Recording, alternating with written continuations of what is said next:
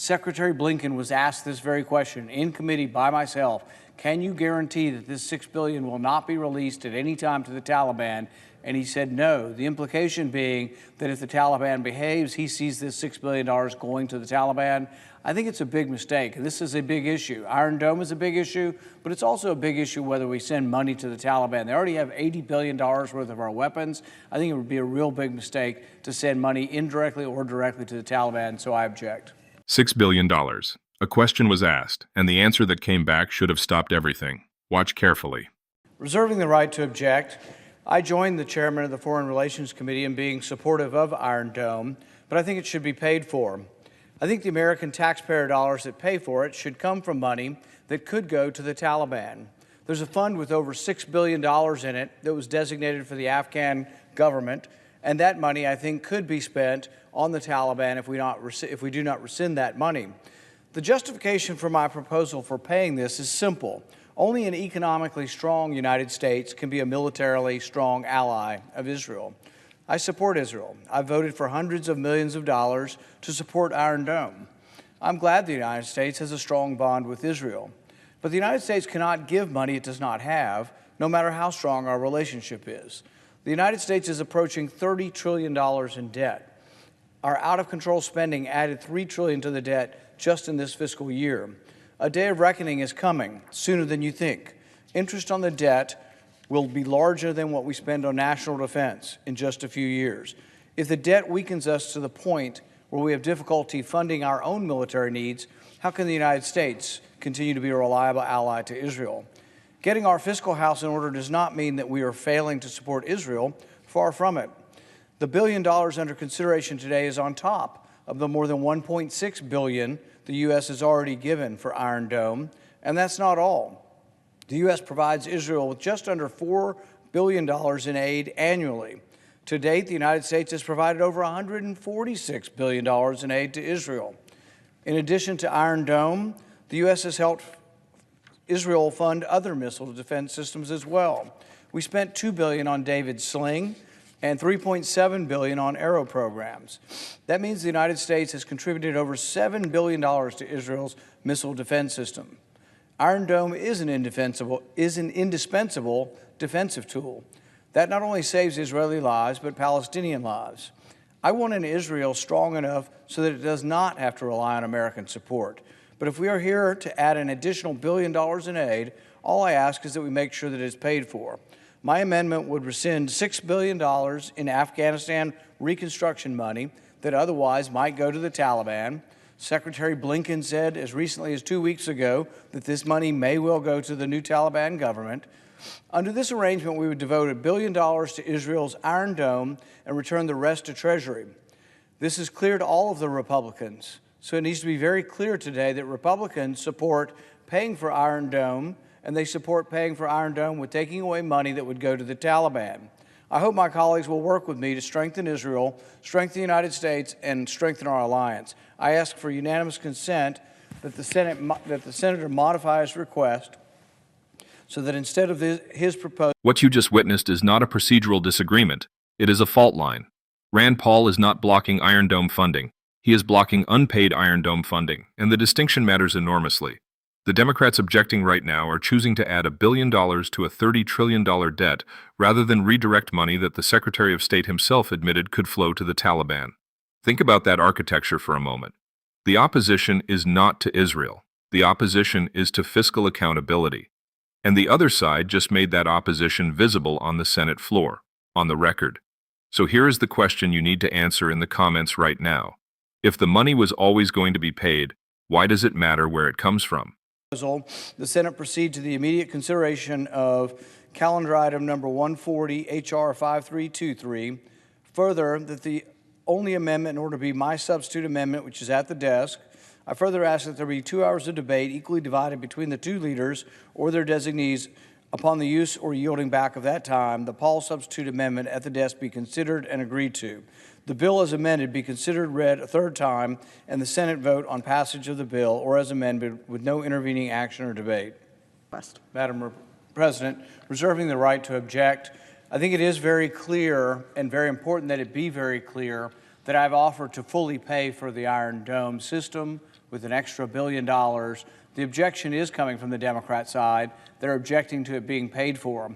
We've offered this fund of $6 billion.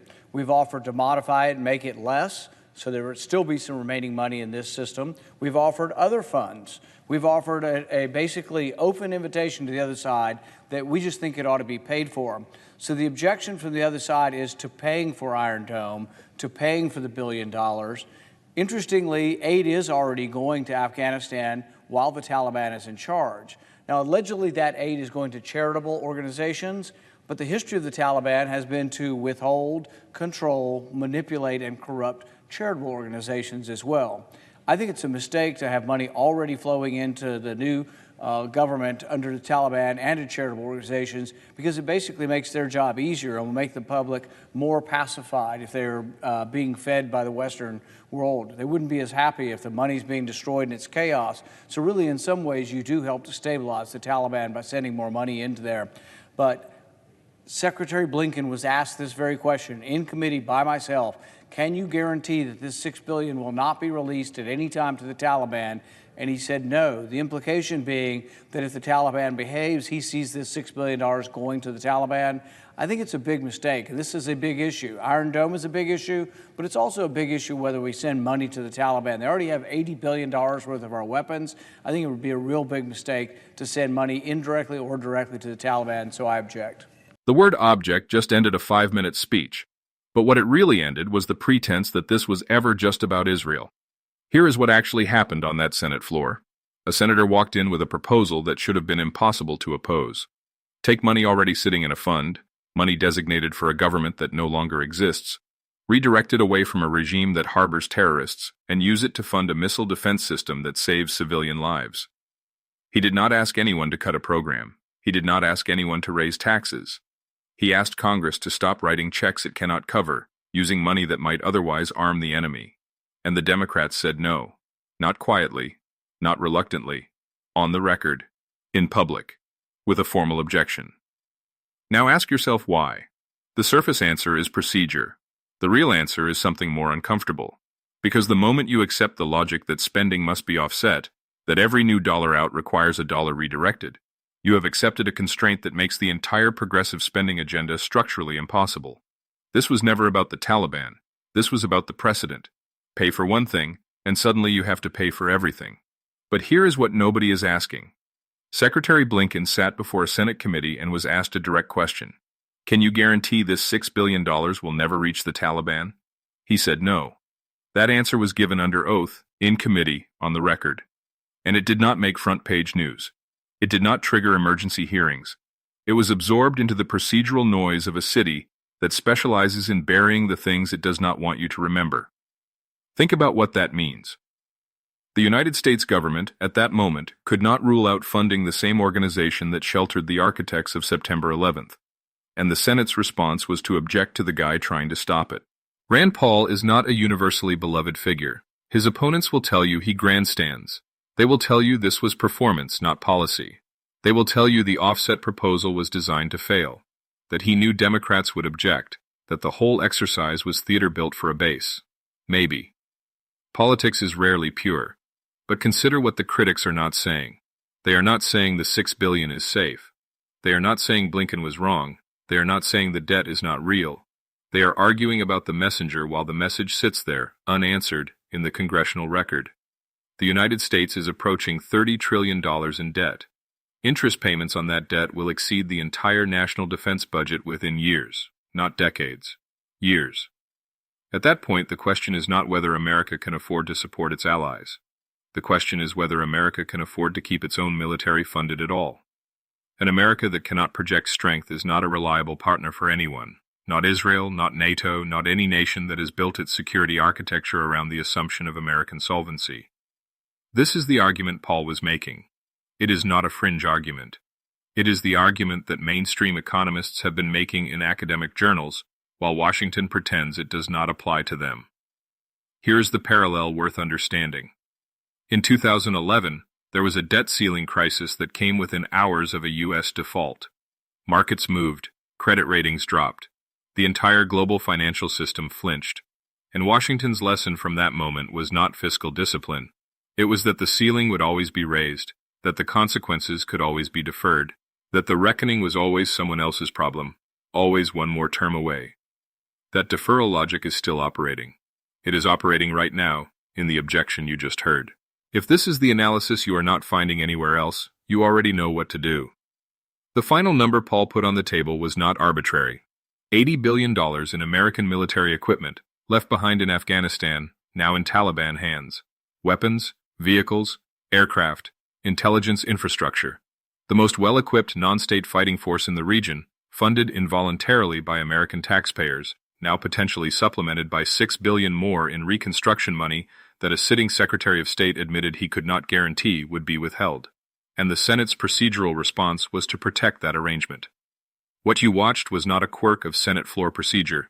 It was a window into the real cost-benefit calculation that governs Washington, where the political cost of accepting fiscal constraints outweighs the actual cost of the debt, and where the risk of Taliban funding is considered more manageable than the risk of setting a precedent that spending must be paid for.